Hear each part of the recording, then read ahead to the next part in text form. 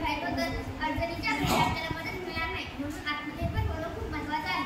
आत्मनिर्भर भारताची सुरुवात मेक इन इंडिया या संकल्पनेतून झाली, जिथे आपल्या देशातच वस्तू बनवण्यावर भर दिला गेला. आत्मनिर्भर भारत या नावाने ही मोहीम आणखी मोठी झाली आहे. याचा एक महत्त्वाचा भाग म्हणजे लोकल फॉर लोकल. म्हणजेच काय तर आपल्या स्थानिक वस्तूंचा वापर करून त्यांना प्रोत्साहन देणं. उदाहरणार्थ दिवाळीत आपण चायनीज दिवे किंवा वस्तू विकत घेण्याऐवजी आपल्या स्थानिक कुंभार कामगारांनी बनवलेल्या पणत्या किंवा हस्तकलेच्या वस्तू घेतल्या तर त्यांना मदत होते आणि आपल्या देशाची अर्थव्यवस्थाही मजबूत होते.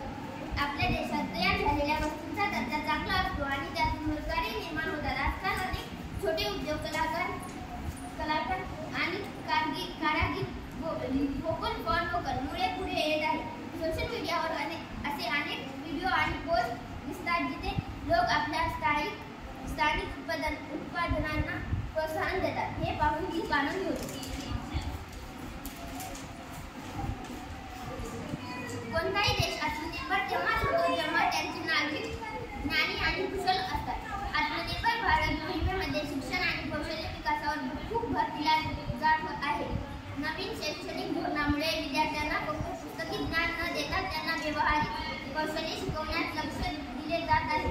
माझ्या शाळेतही आता फक्त शिक्षण अभ्यासाबरोबरच वेगवेगळ्या कामाचं प्रशिक्षण दिलं जातं. कोडिंग, रोबोटिक्स, ॲप डेव्हलपमेंट किंवा अगदी शेती संबंधी कौशल्ये शिकवली जात आहेत.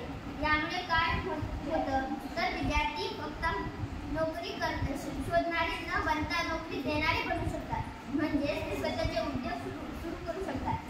स्टार्टअप इंडिया आणि स्किल इंडिया यांसारख्या योजनांमुळे तरुणांना स्वतःचे व्यवसाय सुरू करण्यासाठी आणि नवीन कौशल्य शिकण्यासाठी खूप मदत मिळत आहे.